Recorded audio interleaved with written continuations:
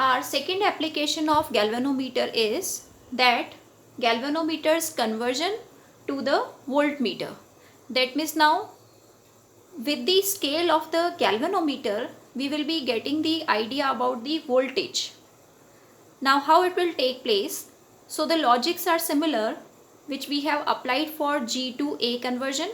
So we need to know firstly the detail about the voltmeter. You already know these two properties. Voltmeter measures voltage, and how the voltmeter is connected. It is connected in parallel because its purpose is to measure voltage, and voltage remains same in parallel. Now the third property which is important here, that is ideal resistance. For that we will take the circuit diagram. We have to understand the ideal resistance of voltmeter. We will take the example of a circuit. A simple circuit, 10 volt battery is connected with 5 ohm. What is the voltage across this 5 ohm? So voltage across the 5 ohm is 10 volt only.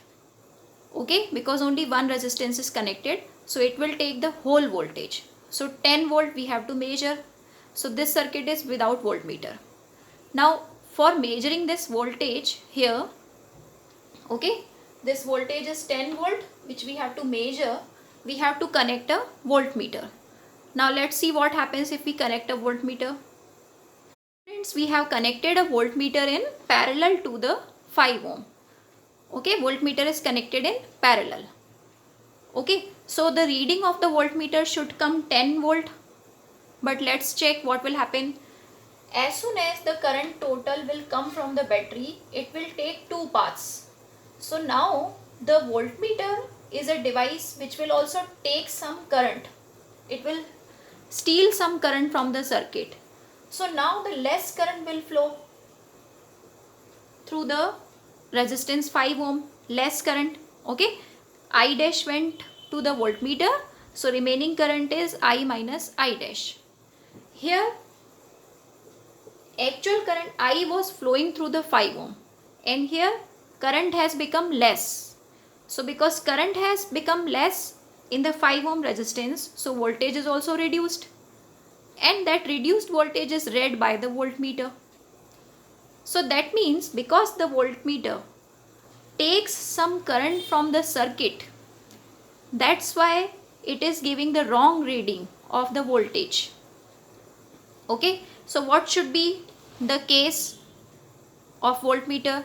Should it take any current from the circuit? No.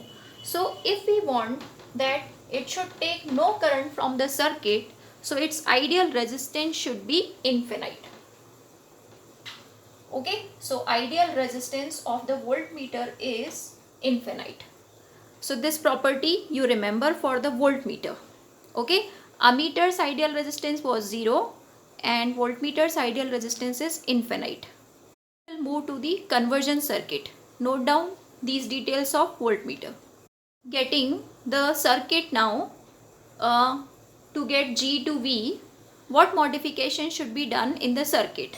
So first of all, we know that voltmeter which we want, okay, its resistance ideal is infinite.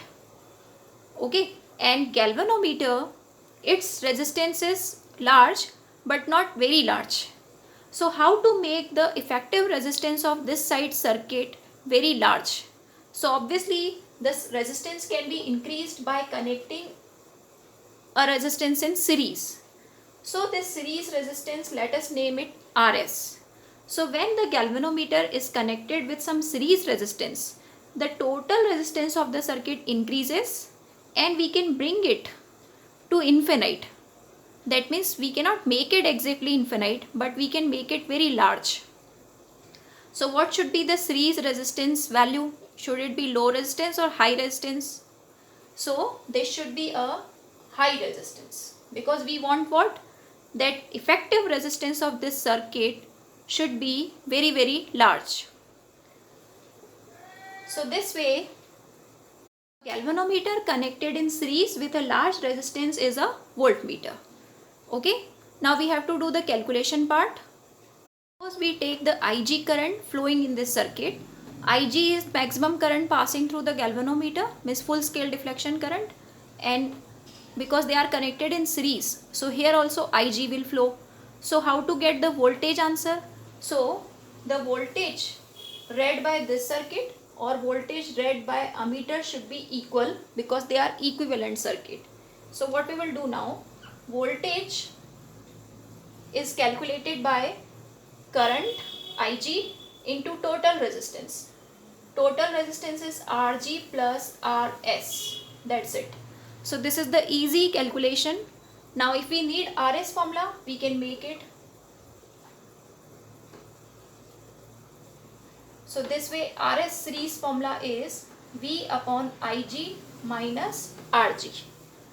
So how much series resistance should be connected?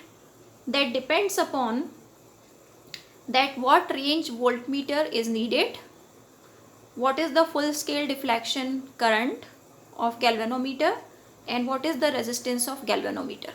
Okay. Now you note down this calculation. We will practice the questions. Let us practice this numerical based on G to V conversion.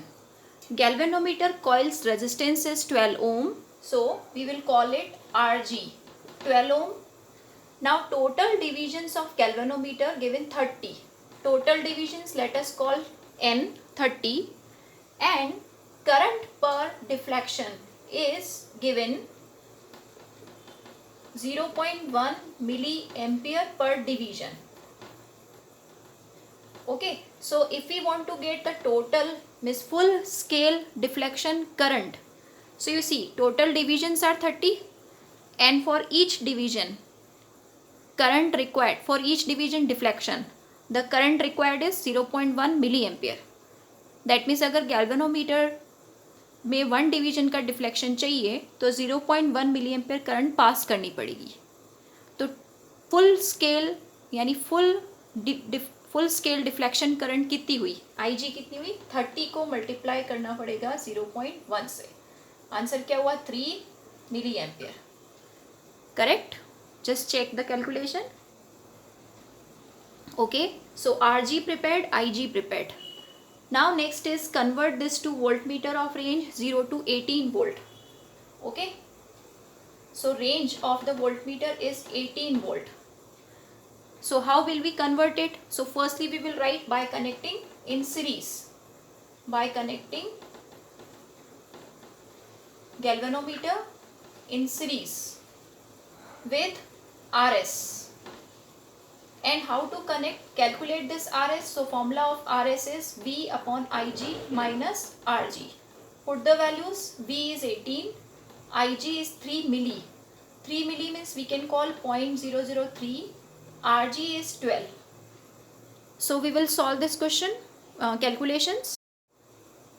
18 upon 3 will become 6, and if we remove these points, 10 raised to power 3 will come in the numerator, minus 12. So 6000 minus 12, answer is 5978 ohm. Okay.